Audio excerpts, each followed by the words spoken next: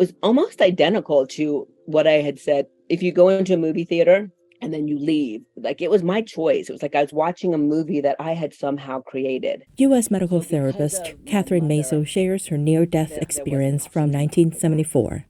Katherine, 7, was the youngest of 8 children. A hurricane had just passed, and school was canceled that Monday. She and her brother, 4 years older, rode a bicycle to the neighborhood store, as they often did, with Kathy sitting on the handlebars. It was a beautiful post-storm day, partly cloudy and sunny with rainbows in the sky. But after leaving the store, a teenage driver hit them at 60 miles or 96 kilometers per hour. Their bodies flew 20 feet or 6 meters. Katherine didn't feel the impact. Instead, she suddenly found herself floating high above at the height of telephone poles, looking down at the crash scene. A small broken blonde girl lay below. Surprised, she realized it was herself. She viewed the whole scene like watching a movie from a familiar place, one she felt she had been to before and would visit again. Behind her, over her right shoulder, was a radiant being of light and color, emanating warmth and love. It felt alive and intelligent, like God or Lord Jesus, vegetarian. Though she never turned to look directly, its light made everything below seem black and white in comparison. The being silently watched with her. A man knelt beside her body. He wanted to help, but did not know how. Katherine sensed his empathy and read his thoughts. He debated whether to pray, start CPR or cardiopulmonary resuscitation, or blow air into her mouth. Blood pooled around her head like a living essence. None of this upset Katherine. She felt no pain. She only felt sorry for the man who waited for the ambulance to arrive. Curious what had happened to her, Katherine's attention shifted instantly to the teenage girl who hit them. The girl leaned over the hood of her car, crying, terrified of the trouble she was in, and heartbroken for what she'd done. Katherine felt her regret as clearly as her own thoughts. Then she heard someone call her sister Terry to come to her. Terry, 7 years older and her childhood hero, had always protected her. Katherine saw her own mangled body below, her leg bent backward and lips moving, calling out Terry's name, though she didn't recall speaking.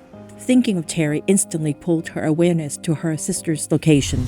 Terry stood with a group of girls. She told them she could not go to Katherine. It was too much. At 14, she was overwhelmed by responsibility, helping raise 6 brothers, cleaning and supporting their exhausted mother. Katherine then saw deeper. Terry felt ashamed of attending private school in used uniforms, as her parents struggled financially.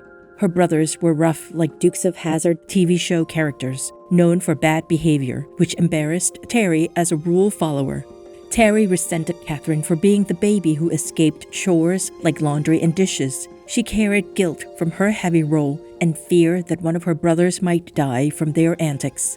Now, with her little sister possibly dying, it broke her.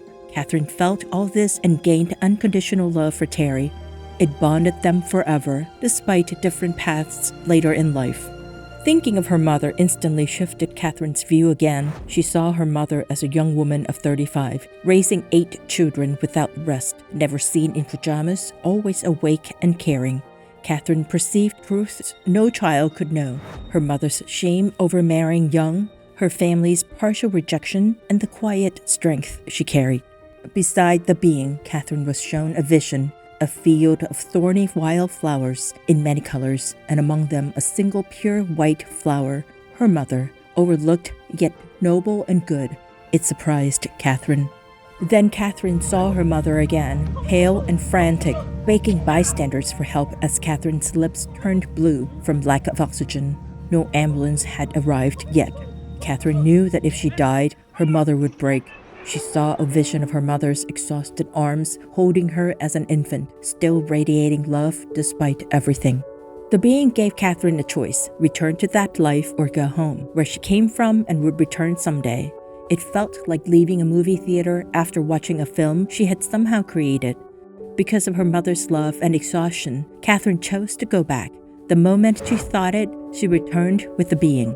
The being communicated softly, not in words, but understanding. Guard your thoughts. They shape your life. Be careful what you think. It said this because Katherine had just marveled at how fun it was to shift location by thought alone. and the instant she wished to return, she did. Katherine found herself back in her body, staring at the hospital ceiling. Her mind felt pure and still, free of all mental noise, filled only with energy and peace. The doctors were astonished. Despite the violent accident, Katherine had no internal injuries. I remember seeing a mangled little girl. I had a big scar on my forehead, and I walked away from that accident without a scratch. My brother was in a body cast for, 4 months. He had so many broken legs, and they were baffled about how I just didn't have any scratches. I honestly believe with the breath that brought me back into my body that I was somehow healed. Insightful quote of the day: if we command our wealth, we shall be rich and free. If our wealth commands us, we are poor indeed. The Right Honourable Edmund Burke, Anglo-Irish statesman and philosopher. For more relevant news from around our planet, please visit suprememastertv.com/news.